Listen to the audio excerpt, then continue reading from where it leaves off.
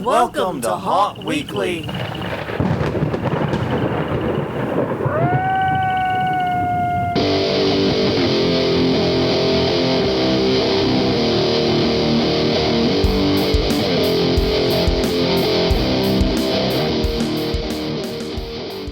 Hello, everyone. I'm Jonathan. I'm Crystal. And this is Haunt Weekly, a weekly podcast for the haunted attraction and entertainment industry. Whether you're an actor, owner, or just plain aficionado, we aim to be a podcast for you.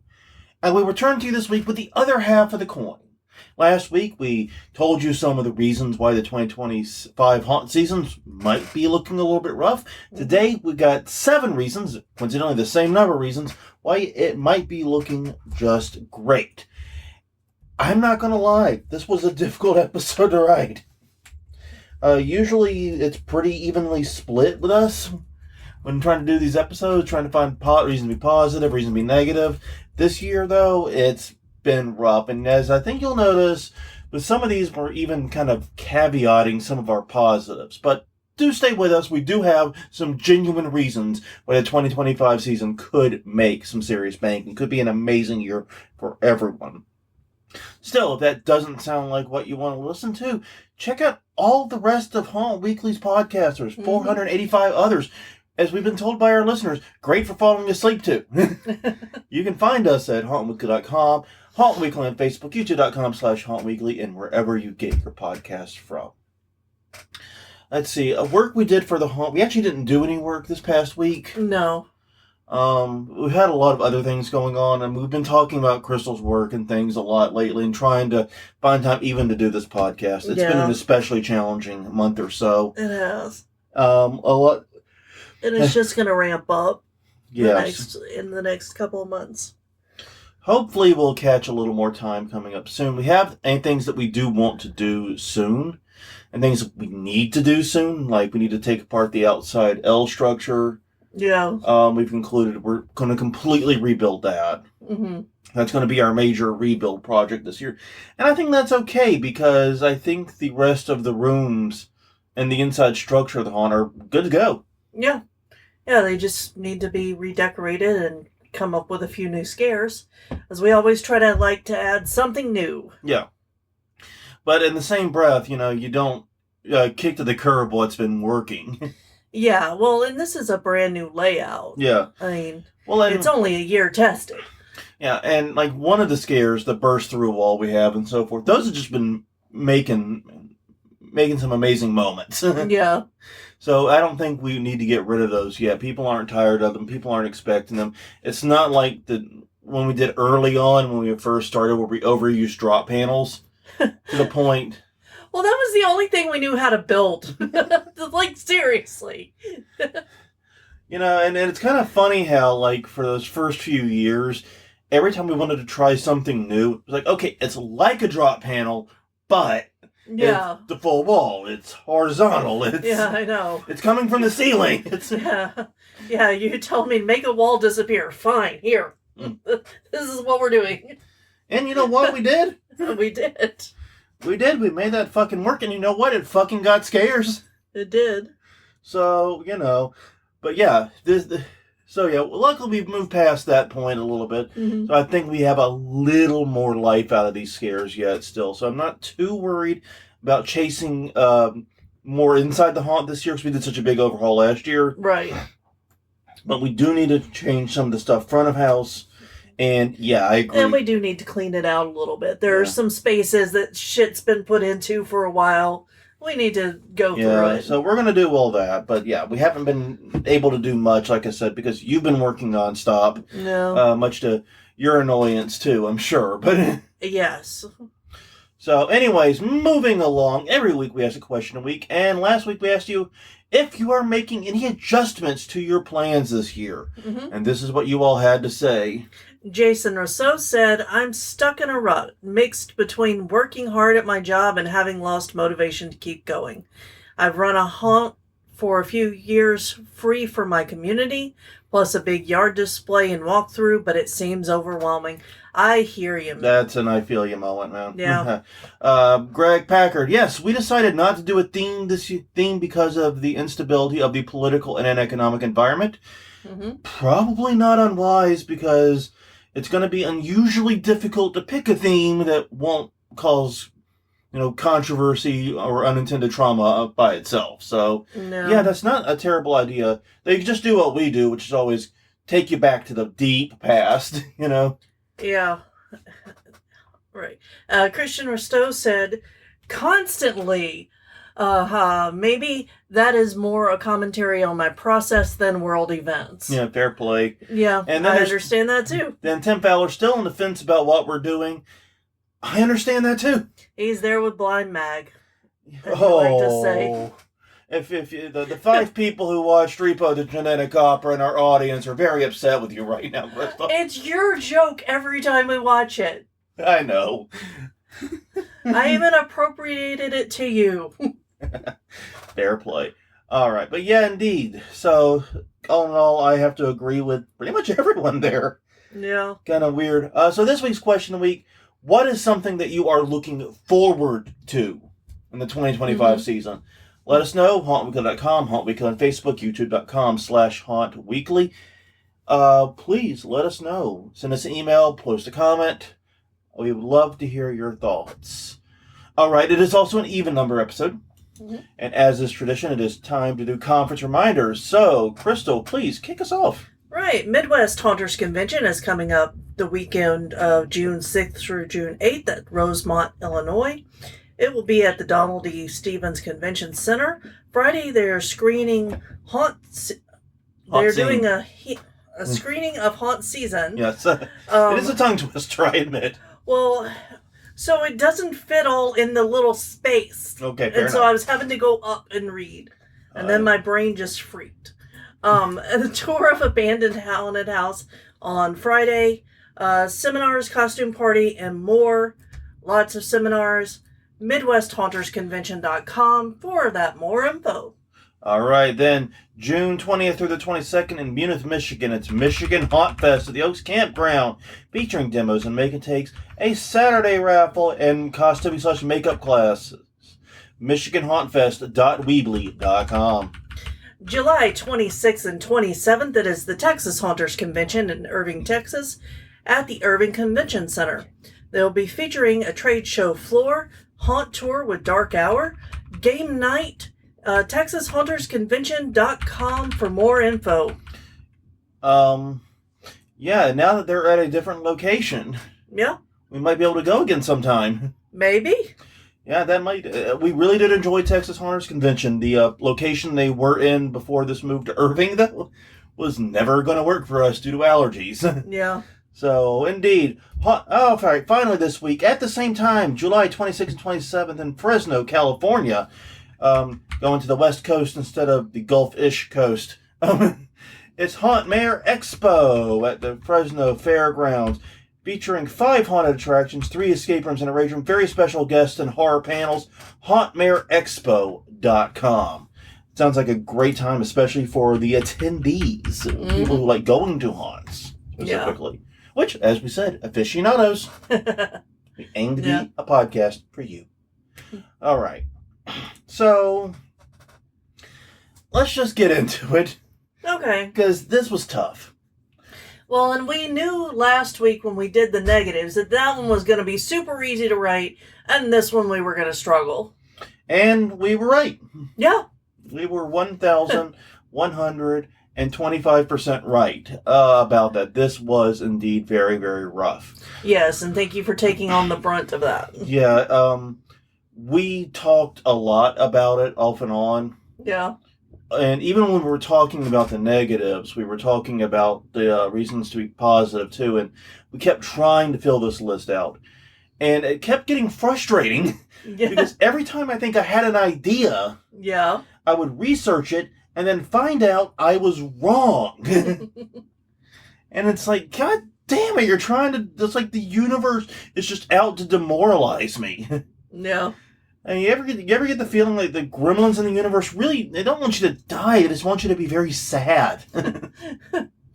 That seems like the world today, yes. We're not so evil that we want to send you, we want you to be depressed. Yeah. So, anyways, but we do have 7 reasons in which we think the haunt season 2025 may actually be great and may be a gangbuster season.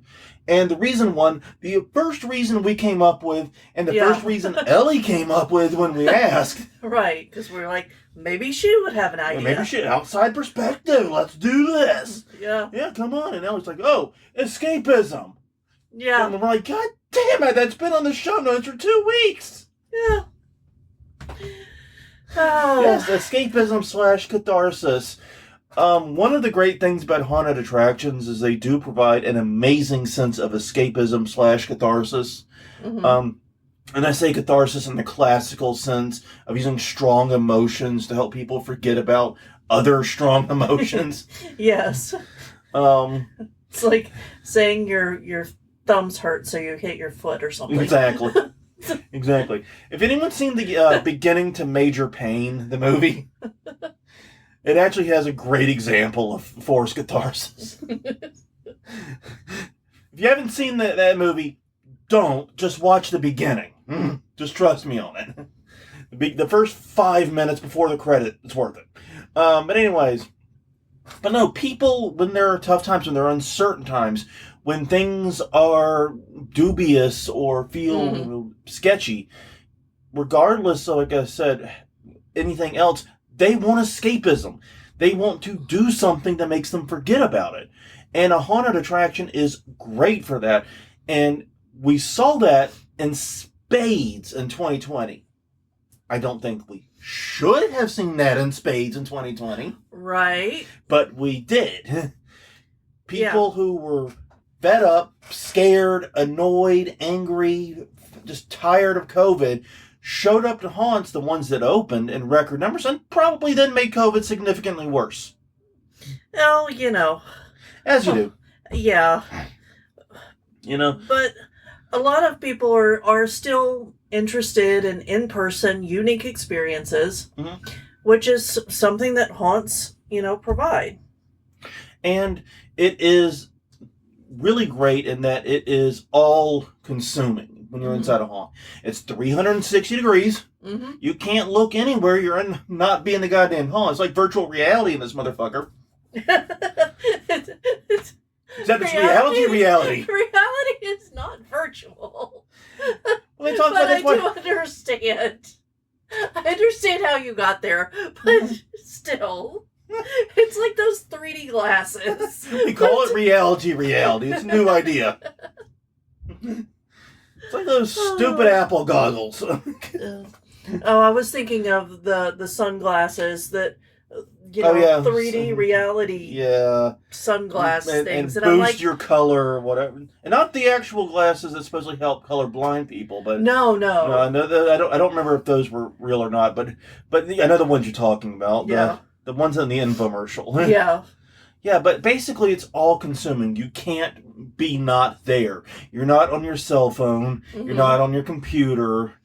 You're not talking with your friends about things. You're not worried about the conversation drifting somewhere else. Yeah, because if you're in line, you're talking about going into the haunt and how scared you are of all the actors roaming around. And you got, the haunt, a haunted house is a great place to go for escapism. Probably the best place to go for escapism compared to like a movie theater. Because I don't know about you guys, but I've been plenty annoyed in movie theaters before. Oh, yeah. Concerts, been plenty annoyed in those too. But no, those types of venues, and we're going to get back to those in a minute because we actually have more important stuff there. But basically, this is probably the ultimate escapism experience. You cannot be anywhere other than this haunt. You will be in this haunt, whether you like it or not, buddy. We will make goddamn sure of that. Right? Yeah. And in the same vein, before we move on, because people are looking for new experiences, I know last week we said that haunts are a luxury place to work, just like they're a luxury place to visit. Yeah. But people who are able to may sign up more than they would in other years, just so that they can forget about life too and scare other people. Yeah. Totally true. It does work both ways. So, yeah, I mean, And like I said, we're going to wrap this up with some questions. And like one of the questions we have to know is, one of the questions we don't know is how the scales are going to tip here, basically. Yeah. And that, I think, whether it's going to be more of a we need to conserve money or we need the escapism thing. Yeah. That's a type of example of which way will the scales tip. I don't know. So let's move on to number 2. Mm-hmm. Marketing opportunities.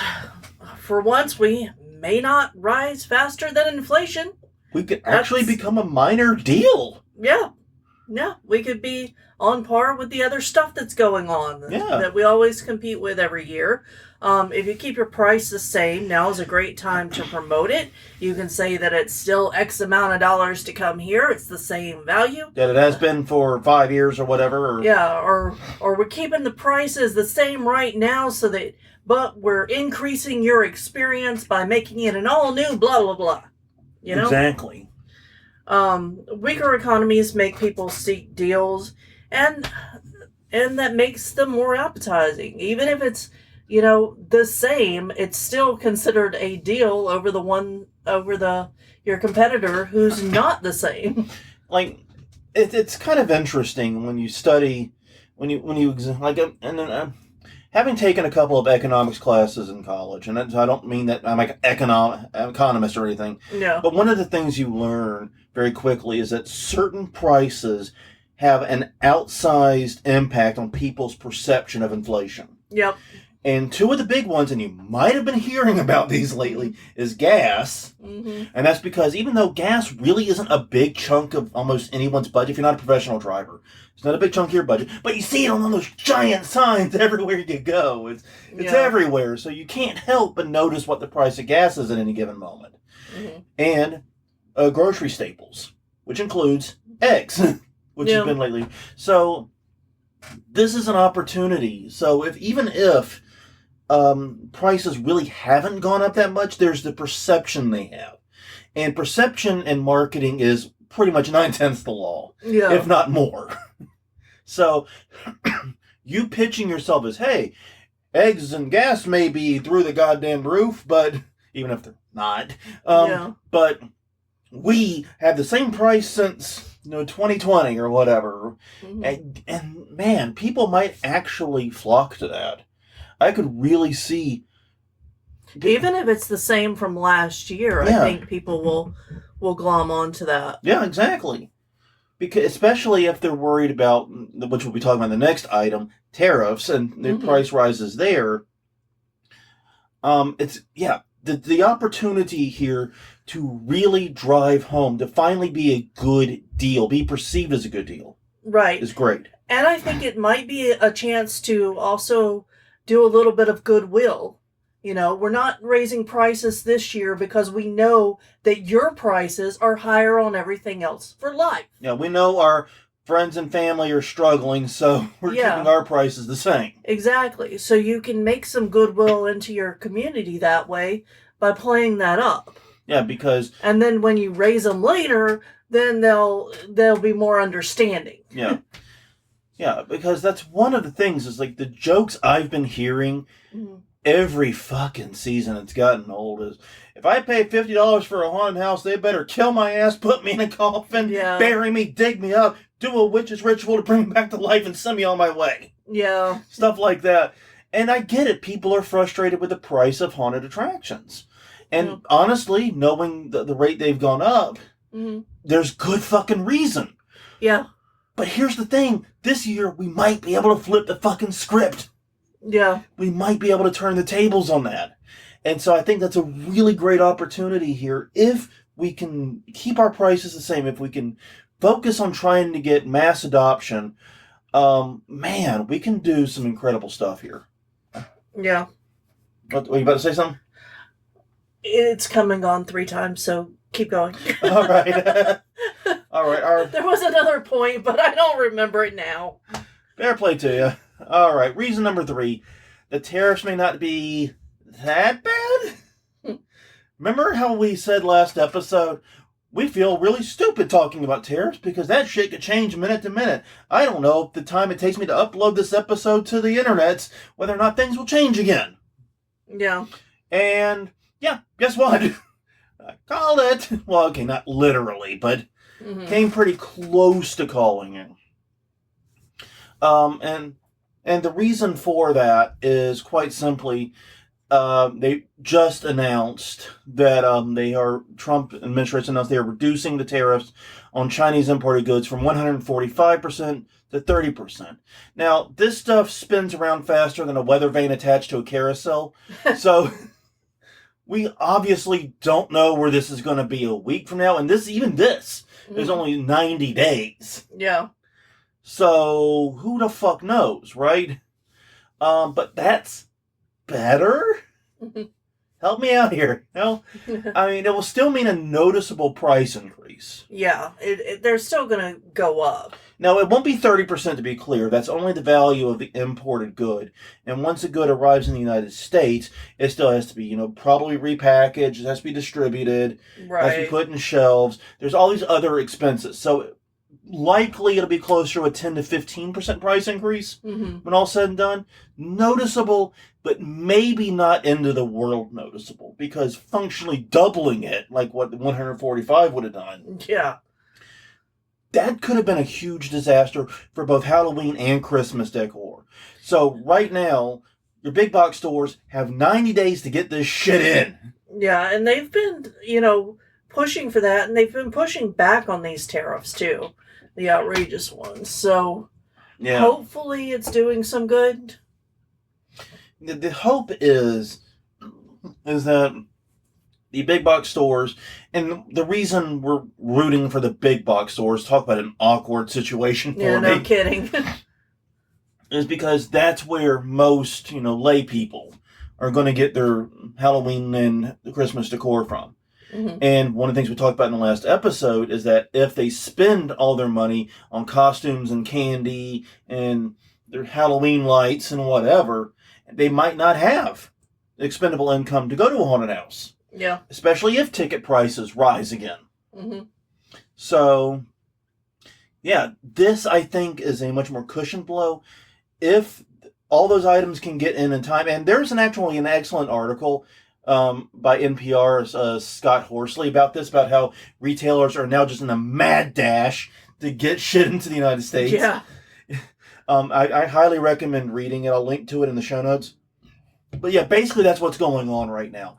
Is all the retailers, Walmart, Target, Home Depot, Lowe's, Spirit, all those people are just scrambling to get stuff into the country to beat the tariffs possibly being raised again. Because right now, even though 30% is still, I think, 3 times higher what it was, even though it is still higher, it is not 14.5% higher. Right. So it's at least a little bit better news than it was last week. Yeah. And maybe this will leave some cash in customers' pockets for a haunted house. Yeah. Maybe. I remember, I remembered the other point for marketing was that if you do raise your prices and you do blame it on tariffs and stuff, and it's not, and people find out that that's not the case, that you actually didn't spend a lot on upgrades or something, that could hurt you a lot. And if you do it and blame it on tariffs, you have to reduce them whenever the tariffs go away. Exactly. Yeah. So basically, it's not a good year to raise your prices. Yeah. It is a terrible year to raise your prices. Yeah. Especially when facing with possible economic weakness. Yeah, because or even just the perception of economic weakness. Yeah, because I'm already looking at who that we shop with is raising their prices, blaming it on tariffs, or is it just a money grab? Like, I have a very cynical view of business and think that there are going to be at least some businesses that just raise prices because they can and have something to blame it on. 1,000% true. There's someone who's been itching to do a price rise for a while, and this is just their moment to shine. Yeah, so don't be that person. Yeah. This is not the year to do that. That's not the long-term strategy. The time to raise your prices is when there's the perception of strength in the economy and people are confident in it. You can then do a price rise and say, hey, things got more expensive. We had to. We didn't want to. But the thing is, no matter when you raise it, people will complain. I mean, I remember I've worked a haunt ticket booth a few times, and the haunt went from $13 a ticket. This is dating my time nicely, to $15 a ticket. The amount of verbal abuse I took over $2 per ticket price rise was in fucking sane. So just be mindful. It's never a good time, but there is an especially bad time. Right. That is right now. All right.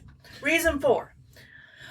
Younger audiences are more insulated. Yeah. Like, our target demographic is 13 to 29, and they're going to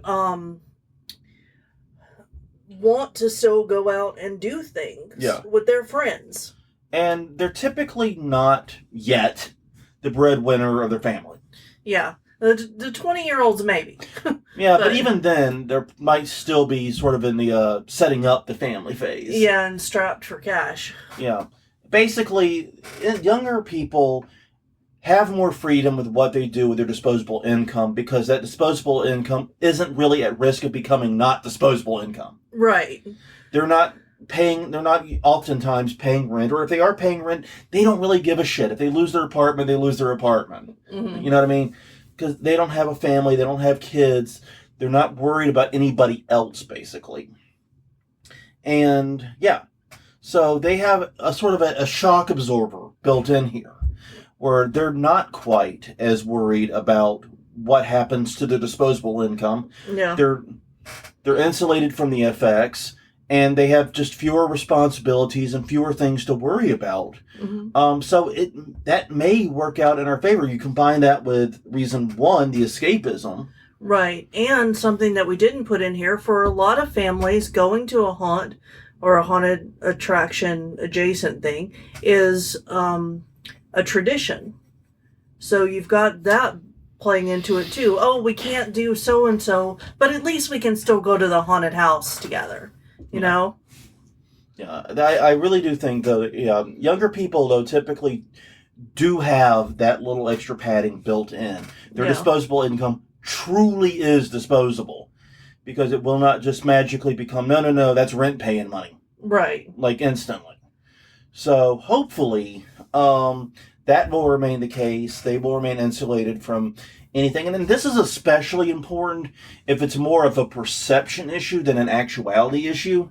Right. Because if it's just a perception of a weak economy, people who have, parents who have small kids especially, they're going to be very conservative with their spending. Mm-hmm. Because they know that every dime could be food for their kids. Right.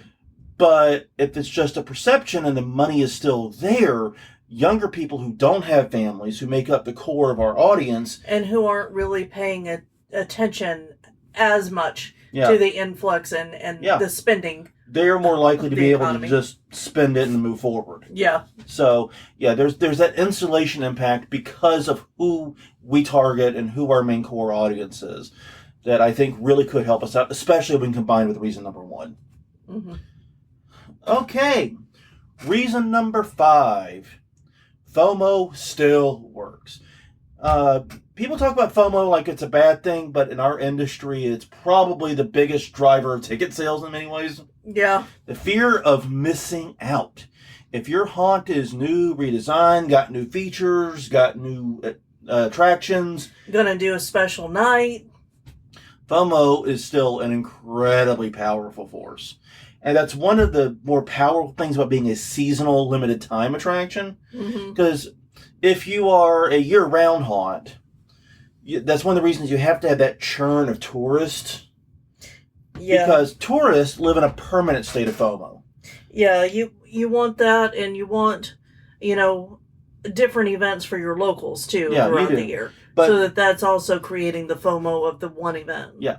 But I know every time we've traveled somewhere, it's been like, okay, we've got to do this. We got to do this. Our only chance to do this. Only chance to do this. Only chance to do this. Exactly. We go out and we go, basically, we wake up earlier on vacation and go to bed later. Yeah. So that we can wake up earlier to go to bed later. And we to do all the things. And we consume ungodly, inhuman amounts of caffeine and alcohol in alteration to do it. Oh, yeah. Totally. So we are basically just running on liquid at that point. Uppers and downs, uppers and downs. Go, go, go, go, go. Is it time to sleep? I don't know. I don't know, man. I don't know. The sun's still out and it's 10 o'clock at night. Yeah, that's the problem when you go to Newcastle in England. But yeah, FOMO is a very powerful force. We still have it on our side. Being a seasonal attraction really helps us. And FOMO will help people prioritize haunts ahead of other forms of entertainment. Yeah. Hopefully. Hopefully. That's the thing. It's like, okay, I'm going to go see a movie. I can catch that movie when it's on Netflix, once it leaves the theaters or whatever. But I can only see the haunt now.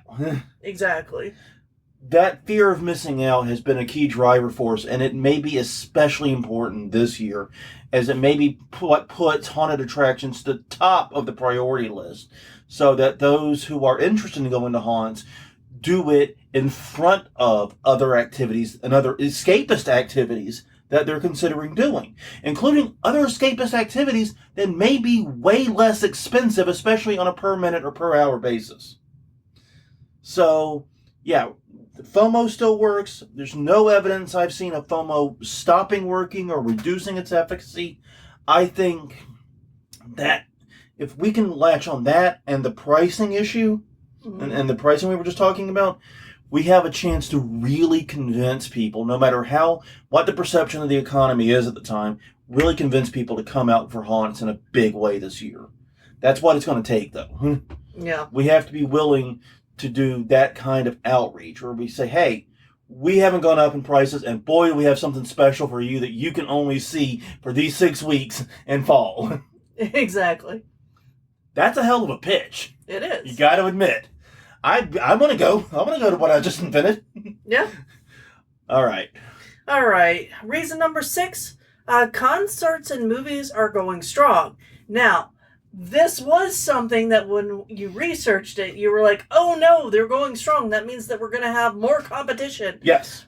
And that's true. It is. But that still means that people are still spending money on luxury things. And at luxury in-person things, too. Yes. Luxury in-person experiences. Ooh. I know. Ooh. So concerts and films are having a record-breaking year. I know I've seen so many recommendations to go and watch Sinners in the theater. Yeah, we're recording this in the middle of May of 2025 because of Sinners and now the New Avengers, because of a couple of big films.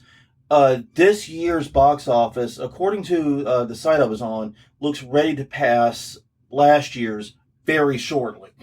And it's not even halfway through the year. Yeah. So yeah, people are going out more, and they're completely surpassing pre-pandemic levels. You know? Yeah, and it's absolutely crazy.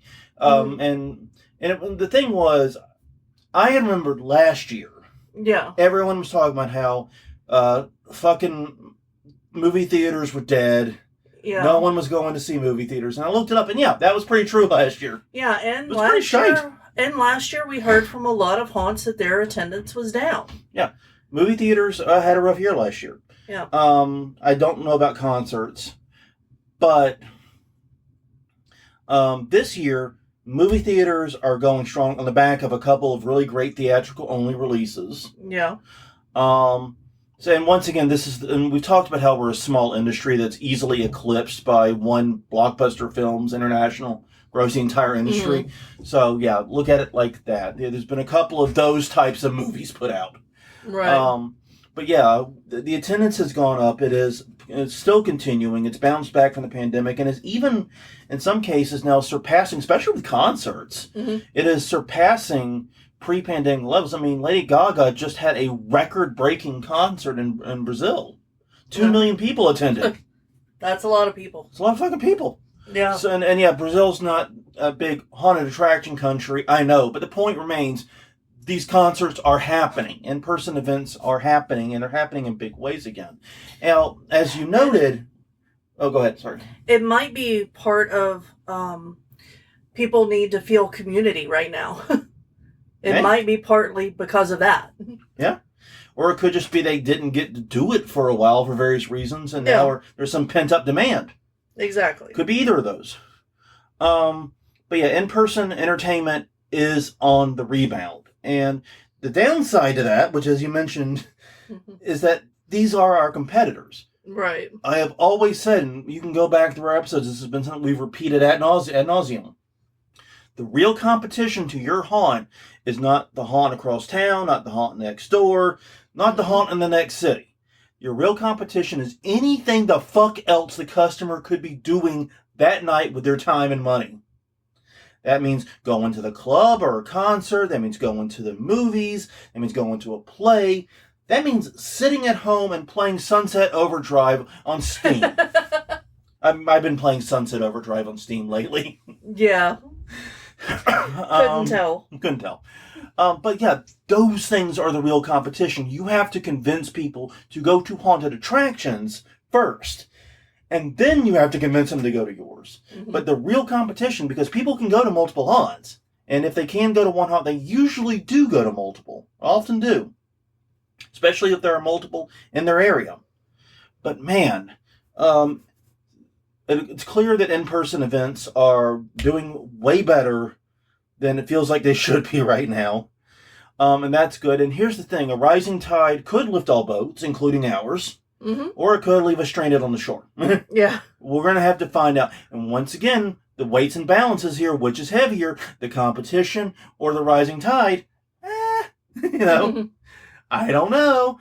But I think in general, the fact that in-person entertainment is growing again and is doing well again is a very good sign for us overall. I think in general, it's a bigger deal than the fact we're going to be facing stiffer competition. Yeah. And that brings us to number 7. Haunts have generally been growing.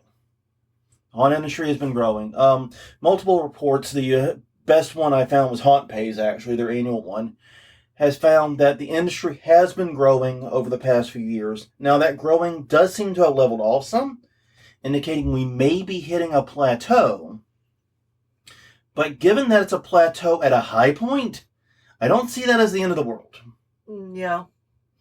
Because that's just it. Growth has to level off at some point. I know, according to all the big finance people and all that, you have to be making more money every quarter, every year. It's more money, more money. That's not practical. That's not reality. Unlimited growth is not a thing. And leveling off over an entire industry doesn't mean that an individual haunt is going to make less or just the same and not more. Exactly. That's not, it's an average of everything. Yeah, it's not a predictor of any particular individual haunt. Exactly. So this is the ultimate your mileage may vary moment. But yeah, in general, the industry has been growing. Like I said, with some leveling off. But so if, it's technically possible that trend could continue into 2025. And I hope it does. I hope that this is the right episode. I hope that these points are the right ones. Mm-hmm. When we look back on the 2025 season, I want to go, man, in 486 did we fucking call it? It's way better than saying, man, in 485 we fucking called it. Yeah. Way better for my mood. Either way, we probably called it. We just don't know which way it's going to go yet. Yeah, well, that's part of the reason why we do it this way, so we can never be wrong. It'll just be a mediocre year, and then we are. Fuck! Like you just tempted the gremlins. Oh, God. So now, episode 487, why this year will be bland? This will be the year of damp. That is not true. That is not next. I am not doing that episode. Why this year will be very middling. Oh, God, that would be a terrible episode. Yes, it would. Be even worse than doing this than doing the previous one. All right, so we have a little time left, and I knew we would. Mm-hmm. So I got 3 questions for us to think about and for the audience to think about as we sort of wrap this puppy up. The first is, how bad will the economy be in October? That's a tough question. Yeah, there's no way to predict that. Things are moving so fast right now. Yeah. There's just no I way. made my joke about a weather vane on a carousel, and I meant it. Everything is spinning so fast, and the problem with that is, like we've talked about before, and including this episode, is how the economy is actually doing is often not as important as the perception. Right. And uncertainty, rapid change, fluctuations, those things really fucking hurt that perception of stability and doing well, even if it's not actually having much impact. Yeah. I think last episode I said it's the economy is like Tinkerbell. You have to believe in it and clap your hands and say, "I do believe in fairies," for it to come back to life. Yeah. It really is an institution that is fed by our belief in it and our confidence in it. And if we don't have confidence in it, it doesn't matter if it's doing crazy bank. It's still going to wind up slowing down and causing problems, and people are going to start acting like it's in the toilet. Right. And that's not what we want or need right now. So if we can find some stability between now and October, mm-hmm. like the ideal situation to me is this 90-day tariff truce, whatever the hell it is, becomes permanent. And maybe even the tariffs come down a little more. We get stability there. And then we stop with all of this bullshit going back and forth and trying to, change tariffs and create global trade wars. If we can do that soon, there's plenty of time between now and October for shit to settle down and for people to regain some confidence in the economy and come on out and spend some money at a haunted house. Yeah. But if it goes on much longer, it doesn't fucking matter if it stops. Like I said, we have less than 6 months to go, to Halloween. We're running out of runway here. And so, yeah, my hope is that things settle down soon and the confidence and the stability return. And from there, we can enjoy a great haunt season. Question 2. How resilient is the haunt industry to economic shocks? Okay, so I don't know, but I think that we had a taste of it in 2020. Yeah. And we saw a lot of haunts closed. And I think that if you made it through 2020 and you learned a lesson from that and put in some stopgaps and things to keep you afloat in case of disaster, then you're probably going to do okay through this. Yeah. Because there's 2 types of resiliency here. Mm-hmm. The first is how resilient are haunted attractions to, like you said, a bad year. Yeah. And a lot of haunts, including a lot of big haunts, do not have runway. If they are forced closed for a year, mm-hmm. they're done. Yeah. That's it. And that was one of the reasons why so many haunts justified opening when it probably was not a good idea for public health to do so. Yeah. So basically, that's one side of it. But the other side, as we saw in 2020, was that the haunts that did open, they got a lot of traffic. And some of that was because of the economic stimulus, and that put mm-hmm. some extra cash into the economy. But also, as we said, that need for escapism outweighed the concern over finances pretty significantly. Now, can we pull that trick again? Don't know. This is a very different situation. People now have good alternatives for in-person entertainment. We talked about movie theaters, concerts, plays, things like that. It gets really bad just going to the park with your friends. Yeah. Learn crokinole. Yeah. That's what I advise. But no. Yes, learn it, and then next time you see us at a conference, we'll play. And we'll kick the shit out of them. No, it depends on the day. It depends on how much we had to drink, too, let's be honest. Yes. But the point being, Yeah, it is. Yeah, I don't really know. On an individual level, I don't think haunts are generally very buffered against economic shocks. No. But I do think the industry, because of the escapism value, has some resiliency. Mm-hmm. Just, I don't know how much. Yeah, I keep comparing it in my head to like hurricane season whenever a tropical storm comes through and takes down all the weak trees. Mm-hmm. And then a hurricane comes through and the ones that were still standing after the tropical storm are still standing. Yeah. We actually had that happen the year of Katrina, oddly enough, because there was a tropical storm that hit like a month or two before. Exactly. Blew down a lot of trees, and luckily, in our neighborhood, since we didn't flood, because flooding was where the worst damage in New Orleans came from, we had a neighbor with only wind damage. The damage was actually very mild, all things considered. Mm-hmm. Very few trees came down, and very few homes that were being well maintained and taken care of were damaged. Yeah. Because they were all blown over by the tropical storm, as you noted. Exactly. But that's kind of what I see is like if you survive 2020, you're probably okay for at least a short run of this craziness that we're in. Now, if it lasts all 4 years, we're all fucked. Exactly. Like, none of us are going to be around then. Just fall on your sword now. Yeah. It's over. Okay, and the final question is, can the haunt industry overcome inflation heartburn?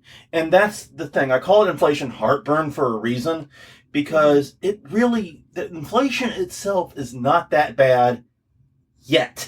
Right.